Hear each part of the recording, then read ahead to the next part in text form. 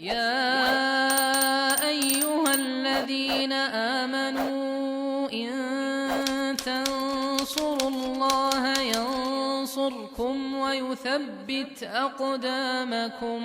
Dalam hal ini tentu ya perlu dinasihati seorang suami tadi yang memang harus menunjukkan sikap kepemimpinan di dalam rumah tangga. Nah, kalau seorang istri ternyata lebih dominan di rumah dan dianggap dia lebih mengetahui dan lebih paham ya terhadap urusan yang ada di rumah tangga tersebut, ya tentu seorang wanita tersebut pun harus memposisikan dirinya sebagai orang yang dipimpin begitu. Ya.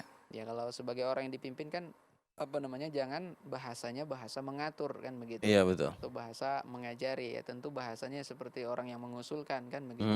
Ya tentu dengan musyawarah. Ya misal bisa saja itu tidak bisa kita pungkiri, bisa saja istri lebih pintar kan begitu. Lebih hebat dalam urusan tata rumah tangganya gitu, urusan posisi-posisi rumah ya.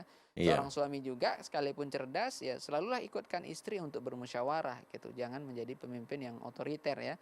Hanya pendapat dia saja yang harus diterima begitu. Tapi Iya. tadi seperti yang ditanyakan oleh penanya, tentu seorang istri harus menyampaikan hal-hal yang dirasa baik ya untuk mengatur rumah tangganya dengan cara yang baik. Jangan seperti bos kan begitu. Betul. Atau suaminya nanti bahkan termasuk di antara golongan minal khaifin ya.